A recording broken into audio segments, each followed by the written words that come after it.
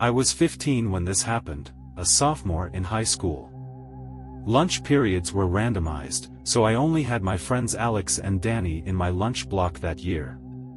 We made the best of it, sticking to our usual table and joking around to pass the time. It was a few months into the school year when this new kid showed up in my second period biology class. Our teacher, Mrs. Henson, who had a habit of making new students feel uncomfortable, asked him to introduce himself. "Hi, I'm Brandon," he mumbled, looking like he wanted to disappear into the floor. Mrs. Henson gave her usual light-hearted quips before gesturing for him to sit.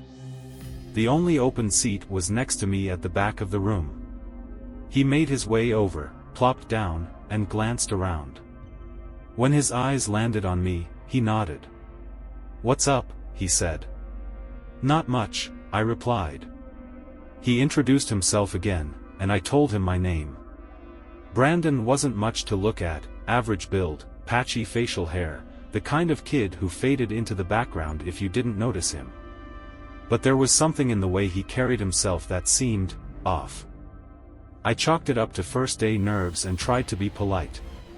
When Mrs. Henson paired us for a group project that period, Brandon didn't hesitate to latch on to me. I didn't mind at first. I didn't know many people in that class, so it seemed harmless. But as we worked on the project, he started making crude jokes, constant, vulgar, and way over the top. Every joke was followed by this bizarre, forced laugh that set my teeth on edge. By the end of the period, I had already decided I didn't want to spend any more time with him than necessary. Lunch rolled around, and it was just me and Alex that day. Danny was out sick. We were halfway through eating when I saw Alex's eyes shift behind me. Before I could turn, someone clapped a hand on my shoulder. "Hey, buddy." It was Brandon. I managed a weak smile as he dragged over a chair and sat next to me. From that moment on, it was clear he planned to make our table his new spot. Alex, always polite, tried to engage with him at first, but it didn't take long for Brandon's weirdness to shine through. He dominated the conversation with off-putting comments and inappropriate jokes. By the end of lunch, Alex and I exchanged a look that said everything. Something about Brandon wasn't right. That afternoon, I walked home, texting Alex and Danny about weekend plans. Halfway there, my phone buzzed with a message from an unsaved number. "Turn around." I froze, my stomach dropping. When I turned, I saw Brandon jogging up the sidewalk, waving. "Hey," he called out, grinning like we were best friends. I waited for him to catch up, trying not to look annoyed. He said he lived nearby and asked if we could work on the project over some beers. I told him I had plans with friends, hoping he'd take the hint. Instead, he asked if he could come along. Panicking, I lied. Alex's mom doesn't let new people over." It seemed to work. He followed me all the way to my house, though, stopping at the edge of the driveway when I said goodbye. As I went inside, I noticed him glance back at me before walking off. Later that night, as I was getting ready to head to Alex's place, Brandon texted me again. "Yo, what's going on in front of your house? Why is there a cop car?" I rushed to the window, heart pounding, but there was no cop car. Just Brandon, standing in my driveway, laughing. "I got you," he said when I opened the door a crack. "What the hell are you doing here?" I snapped, keeping the screen door locked. He shrugged, unbothered. "Thought you were going to Alex's?" I didn't answer. I just shut the door and locked it, ignoring his texts for the rest of the night. It wasn't until I got home later that things took a darker turn. My parents and sister were out, so the house was empty. I locked the front door, went upstairs, and started watching videos on my laptop. Then I heard the back doorbell. Our house had a small patio with a doorbell that rarely got used, so I assumed it was my sister. When I went to check, the backyard lights were off, and no one was at the door. I opened the main door but kept the screen door locked. "Hello?" I called out. For a second, there was only silence.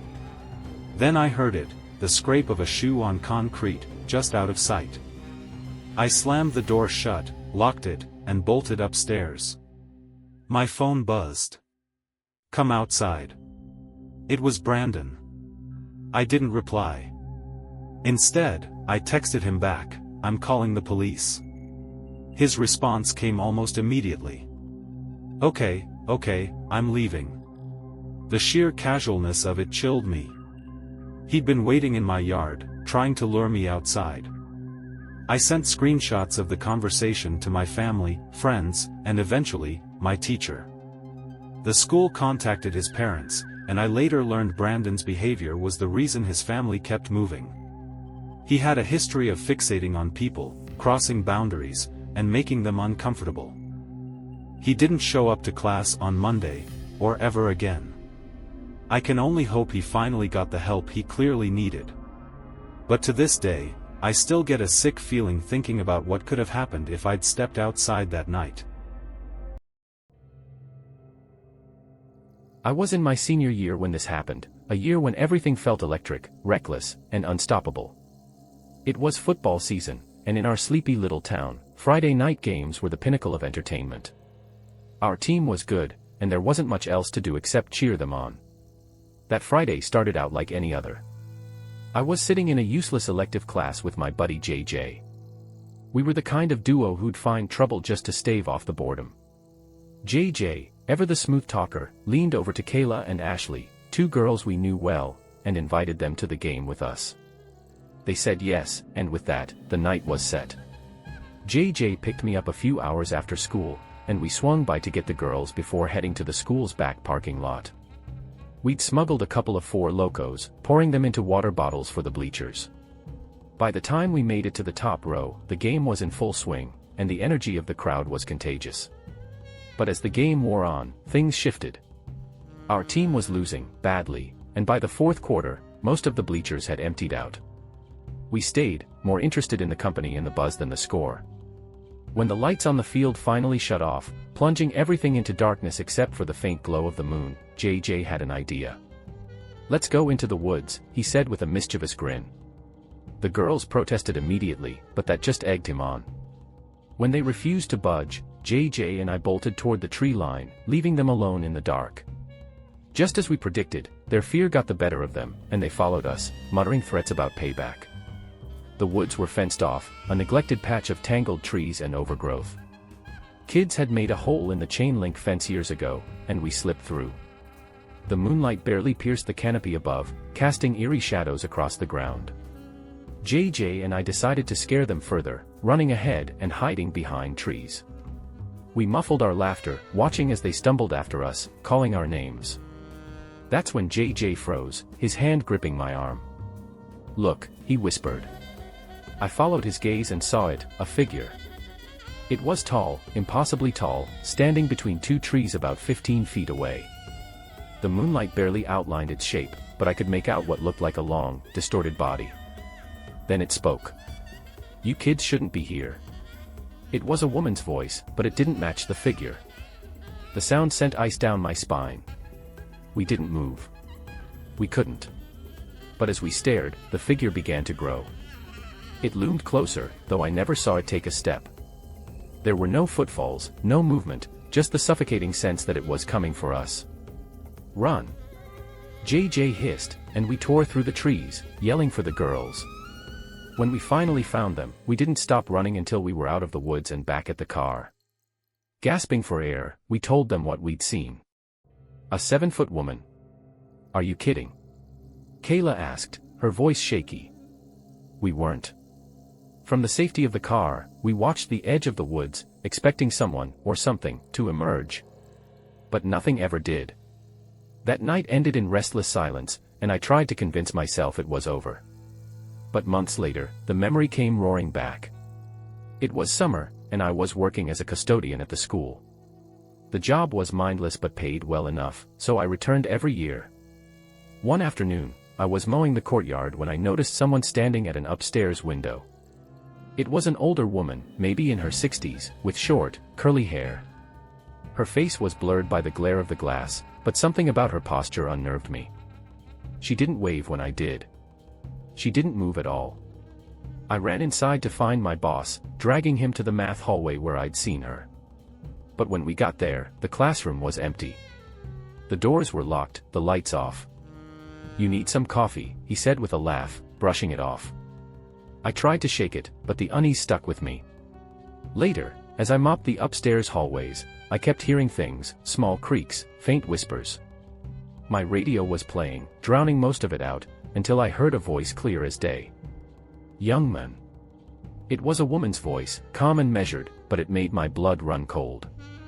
I turned off the radio and searched every classroom, yanking open doors and checking behind desks. But there was no one. My boss came up when I told him, but again, we found nothing. He told me to go home and rest, but rest was the last thing I could do. That night, lying in bed, the pieces clicked together. The woman in the woods. The voice in the hallway. The figure at the window. I don't know who or what she was, but I know she's still there. And I know I'm never stepping foot in that school again. I live in rural Nova Scotia, where life is quiet, slow, and mostly predictable. It was early September, and my first day back at school. I was 19, having been held back my senior year, which felt a little embarrassing, but there wasn't much I could do about it. Our school was small, a single building that housed both the middle and high school. That meant I'd grown up with most of the kids there, which at least made it somewhat bearable. The day started with study hall for first period. I was scanning the room when I noticed a new face, a guy sitting on the opposite side, looking out of place. Deciding to be friendly, I walked over and introduced myself. "Hey, I'm Ethan," I said. "Nice to meet you," he replied. "I'm Logan. Just moved here." I figured it must be tough being the new kid in a school like ours, so I offered to show him around. As we walked the hallways, though, I couldn't shake the feeling that something was off about him. At first, his questions were normal. How long had I been at the school? Where was the cafeteria? But then he started asking things that made me uncomfortable. "Where do you live?" he asked. That stopped me in my tracks. I gave a vague answer about living nearby, but when he asked for my Snapchat, I hesitated. Against my better judgment, I gave it to him and moved on with my day, hoping that would be the end of it. By last period, I'd almost forgotten about him. I had English class, a small group of maybe 9 kids, and I took my usual seat. But as I glanced around the room, there he was, Logan, sitting in the back, eating what looked like the most disgusting sandwich I'd ever seen. He locked eyes with me and motioned for me to come over. I pretended not to notice, burying my face in my book. A few minutes later, I looked up again, and he was still staring, this time with a pissed-off expression. My phone buzzed. "Follow me," the Snapchat message read. I replied, "I can't. We're in class." Logan stood, asking the teacher if he could go to the bathroom. A few minutes later, curiosity got the better of me, and I asked to go as well. Out in the hallway, I spotted him about 50 feet ahead, walking slowly.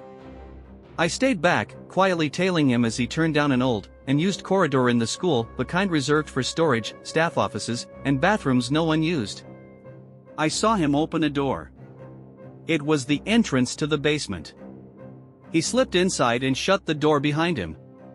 There was no way I was following him down there. I turned and walked back to class, my heart racing. When I sat down, my phone buzzed again. Another message from Logan. "Why didn't you come to the basement?" This time, it was followed by a photo of him, sitting in the dark basement, eating that same grotesque sandwich. The final message read, "Come down here." I didn't respond. Instead, I blocked him, shoved my phone in my pocket, and tried to focus on class. When I got home that night, I started on my homework, trying to put the whole thing out of my mind. By the time I finished, it was nearly 11 p.m. I was home alone, my parents and sister both out for the night. Just as I was about to head to bed, my phone buzzed. A new friend request on Snapchat. The username sent a chill down my spine. "Why didn't you come to the basement?" I blocked it immediately. Moments later, another request came through. Why'd you block me? Then another, I know where you live. And then the last one, I'm outside your house. As I read the message, I heard a window shatter downstairs. My blood ran cold. I called the police, whispering frantically into the phone. The operator told me to find a safe place to hide and wait for help. I crept into the hallway closet, locking the door and pressing myself against the wall. Footsteps echoed from the first floor, growing louder as they climbed the stairs. I cracked the closet door open just enough to see. Logan was at the end of the hallway, his figure barely visible in the dark. My heart felt like it would explode as his head turned in my direction. He stared at the closet for a moment, then began walking toward it. I held my breath, retreating deeper into the shadows. He opened the closet door, fumbling around in the dark for a light switch. I stayed perfectly still, hidden behind a large container. After what felt like an eternity, he gave up and walked away, his footsteps fading as he headed back downstairs. A minute later, I heard the knock at the front door. The police had arrived. I ran downstairs to let them in, but Logan was already gone. The officers found the shattered window and said he must have escaped through the basement. I told them everything, including his Snapchat accounts, and they promised to investigate. The next day at school, I went straight to the principal's office to report Logan. What he told me made my blood run cold. There's no student here by that name, he said. Confused, I insisted that Logan had been in my classes and even sent me Snapchats. But after checking the security footage, the truth came out: Logan had never been enrolled at the school. He'd snuck in through a back entrance and blended in with the students. I never saw him again, and the police never found him. But I still think about that night, about the basement, and about what he wanted. Whatever his intentions were, I'm just glad I didn't find out. If you've made it this far, thank you for watching.